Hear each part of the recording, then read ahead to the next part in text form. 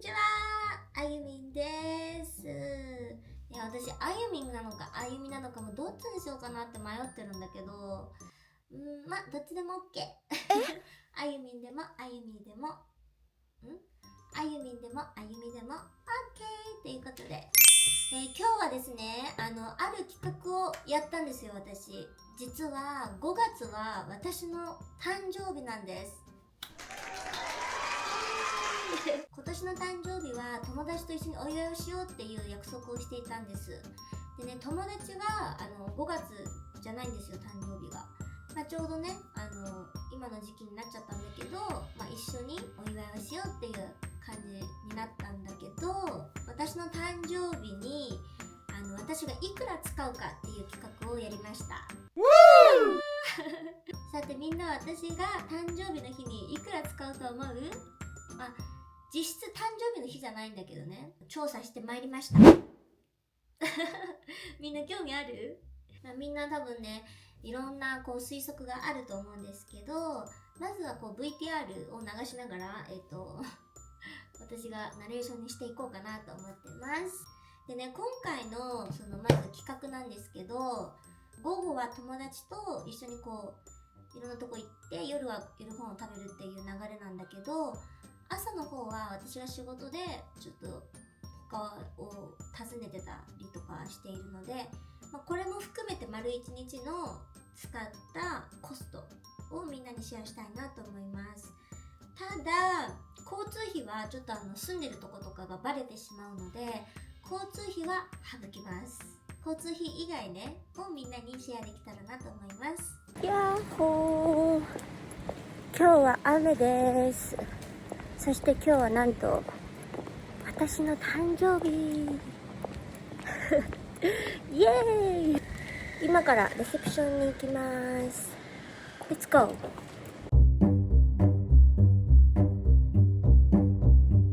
なんかちょっと動画が撮れる雰囲気じゃなかったのでデニムの映像だけ撮ったんだけど、デニムがねすごく履きやすくて、丈感とかも全然ねアジア人向けでね、長すぎずっていうのがすごく素敵だなと思っていつも履いてるんですよ。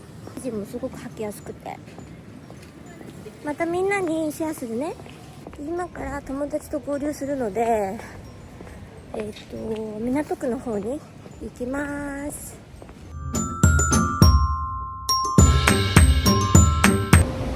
もう前髪のカールが全部落ちましたカナピエン。今は六本木ヒルズにいます。イエーイ。美術館に行くの美術館大好きだから。東京タワーだ。まず最初に抹茶アイスはこれはフリーです。なのでこのレセプションパーティーではお金を使ってません。でその後に美術館に行ってるね。聞いてほしい。あれさ、今日ブラショつけのせちゃった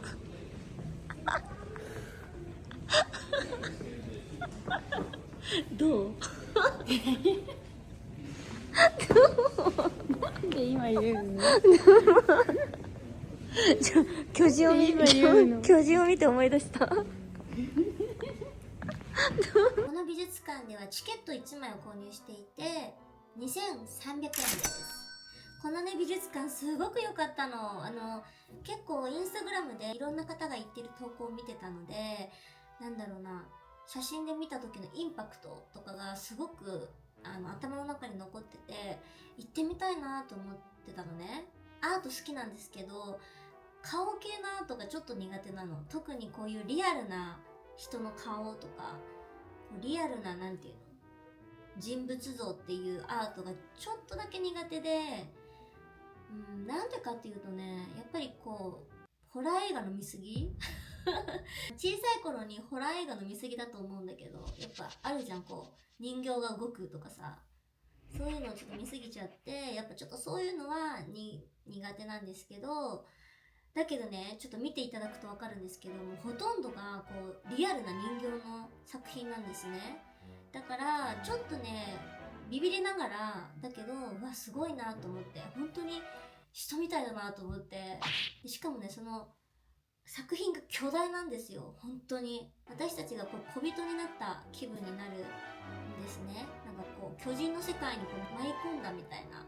そう、まあ、その世界観もちょっと面白いなって思ったんですけど、まあ、写真も撮ったのでぜひ見てね。最初こう人間だったりとかをまあ見て、その後に最後骸骨のエリアがあるんですけど、その骸骨も本当に素敵。なんかね、骸骨が一番やっぱね、おーってなったかもしれない。見た瞬間。なんて言うんだろう。なんかその世界観にちょっと圧倒っていうか、吸い込まれる感じがすごいしたなって思ってて、私の中では基本的に骸骨のエリアと、あとは、おじさんと鶏の作品があるんですね。で、その作品が、まあ、個人的には結構好き。おじさんがこう鶏を見て、鶏がおじさんを見るっていう。で、その鶏が結構ね、私は個人的にすごい気に入ったから、鶏の写真を撮りたかったの。鶏だけのね。だけど、人がやっぱすごい、こう、歩いていたので、撮れなかったんですけど、でもぜひね、皆さん行った時は見てみて。おじさんと鶏の作品。この美術館が終わった後に、まあ、お腹が空いたってなったので、ちょっとカフェに寄るんですね。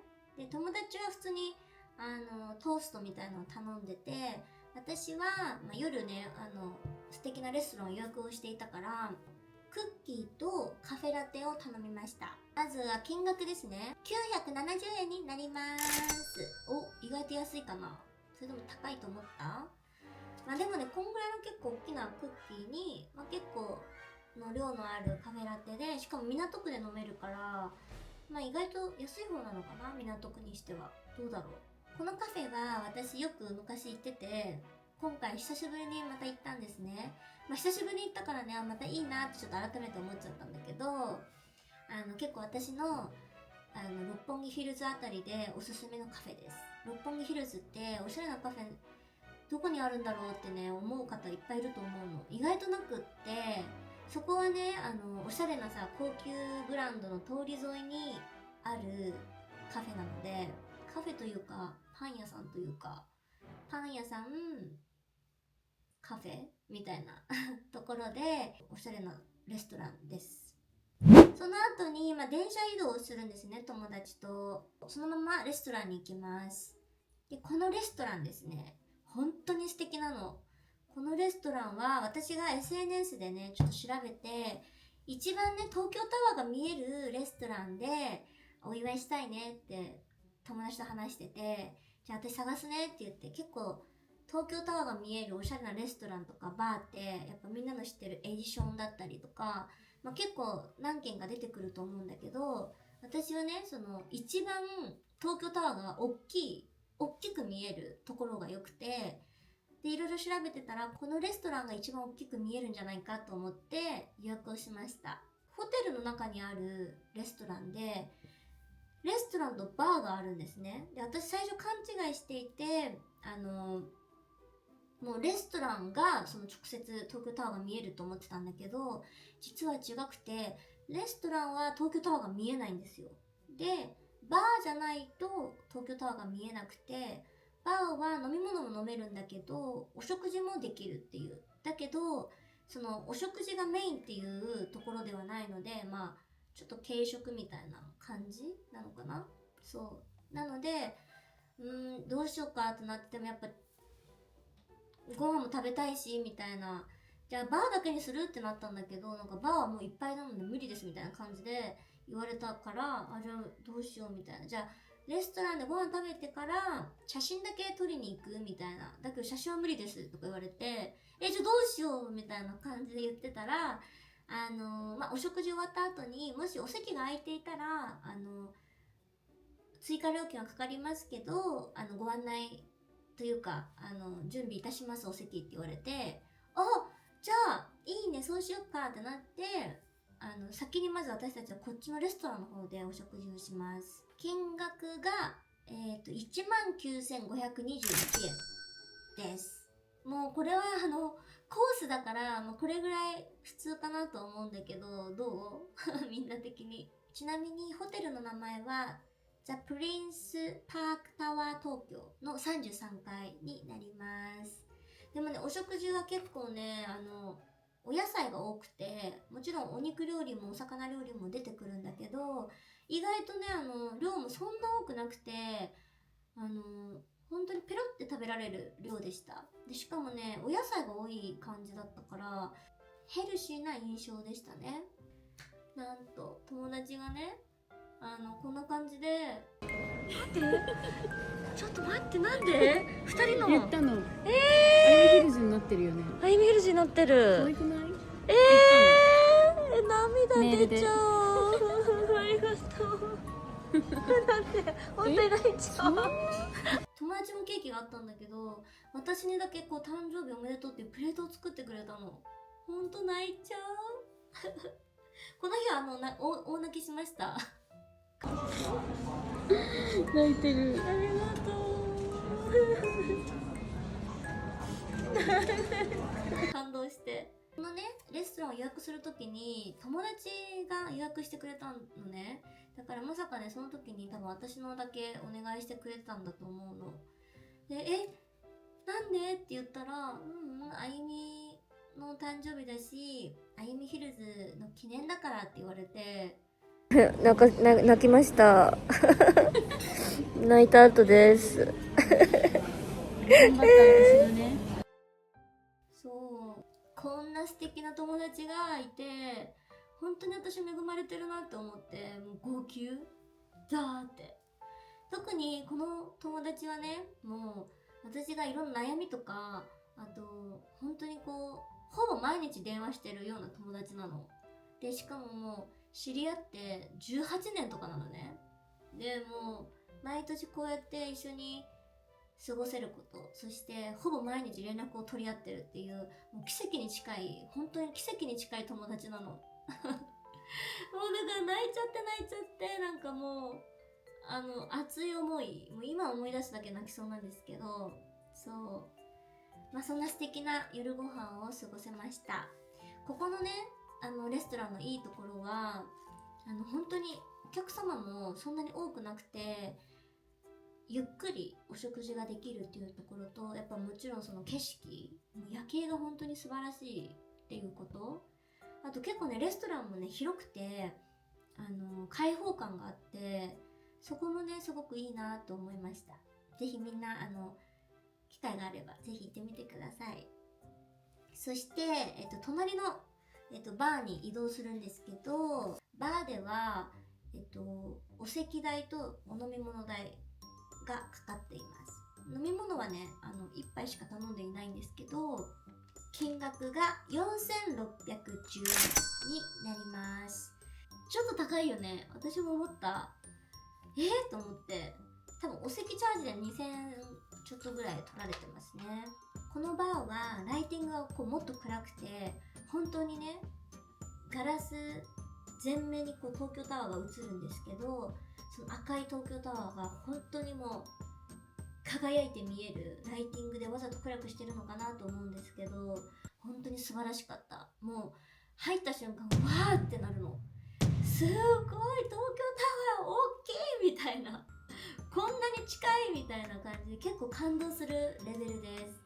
で、東京タワーがこう前にあるとしたら、窓ガラスの前に全部席がこうある感じで、ちょっと段が上がってまた席がある感じ。どこの席に座っても東京タワーが見えるっていう結構素敵なね、座席の作りでした。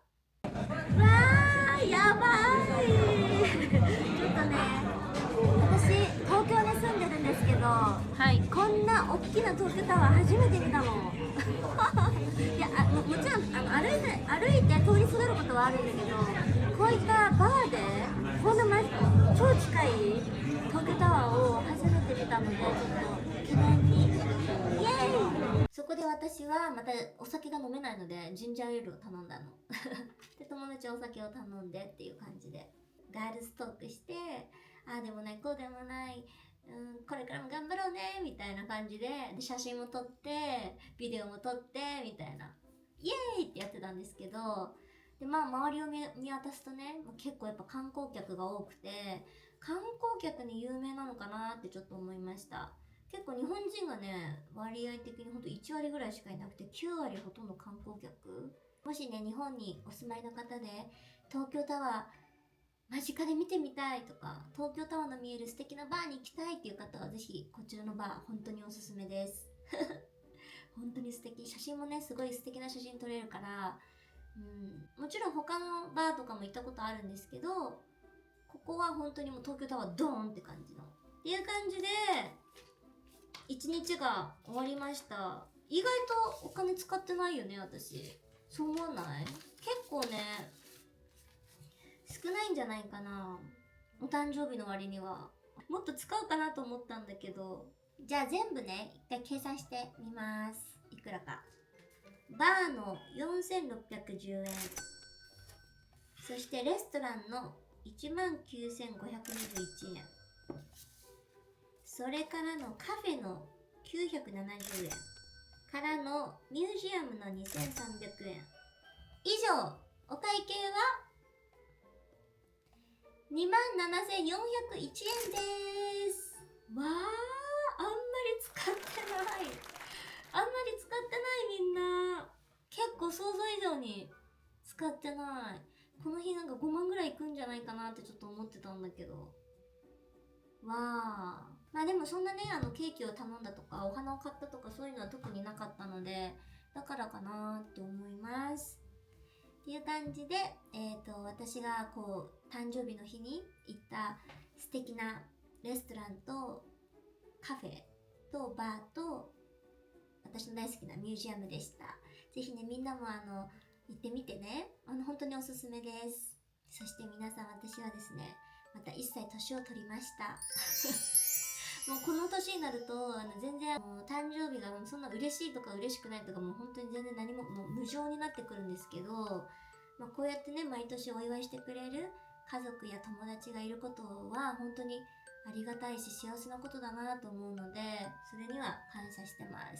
年齢と誕生日はあんまりこう SNS とかでは公表してないんですけど、今回初めての公表かな ?5 月誕生日っていうのは。なので、皆さん、今年度もどうぞよろしくお願いします。またね、1歳、年は増えましたが、知識も知恵も、そして体力も、あと、夢も、すべて全部プラス1で頑張っていきたいなと思います。どんどんね、年に負けずに、夢も叶えて、どんどん女性として素敵な女性になれるように頑張っていけたらなと思います。はい、では今日はこの辺で終わろうかな。みんないつも見てくれてありがとうございます。もし見たい動画とかあったらぜひコメント欄で書いてくれたら頑張ってできる内容は撮っていけたらなと思います。See you next movie でお会いしましょう。